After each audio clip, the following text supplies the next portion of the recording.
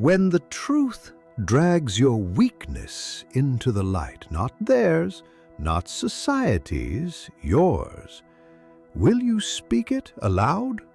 Or will you bow your head, call it compassion, and retreat into silence while your soul rots in the corner? See, the truth is fine when it targets someone else, when it critiques a corrupt system, a bad parent, a tyrannical boss, or a cruel history. People clap. They call it justice. But when truth turns on you, when it shows you the lie you've been living, the weakness you've been justifying, the comfort you've been protecting like it's sacred, that's when most people break. Not because the truth is too harsh, but because they're too fragile. And fragility, contrary to popular belief, is not a virtue, not one bit. And when truth exposes your failure, your laziness, your pride, your selfishness, your cowardice, that is not cruelty.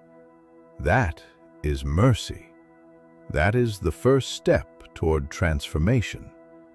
But here's the tragedy. Most people don't want transformation. They want approval. They want to be left alone in their dysfunction, as long as it doesn't scream too loud, so they avoid truth and call it preservation of image, or peace, or tolerance, or some other self-serving disguise. Here's what you need to understand. Your weakness is not the problem. Your refusal to face it is. When you tell the truth, even about your own flaws, your own darkness, you're not just admitting failure, you're reclaiming sovereignty. You're saying, I see it, I name it, and I will not build my life on anything false, even if it's me that has to burn first. That's courage, that's strength. That's the only path to becoming someone worth trusting.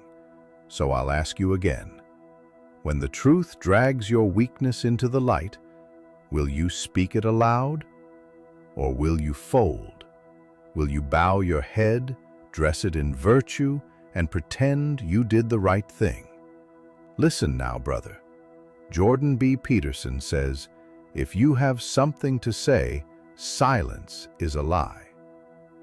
If you know something's wrong, if your conscience is screaming, if your gut twists, and your soul feels like it's holding its breath and you say nothing, that's not neutrality. That's not peacekeeping.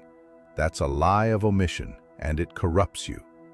Speech is how we navigate reality, and when you abandon your responsibility to speak, when you let fear or comfort or politeness silence you, you're not avoiding conflict, you're just delaying a worse one. One where your silence has grown into complicity. So, when you have something to say, and you say nothing, you're not being kind, you're being false, and falsity leads to hell.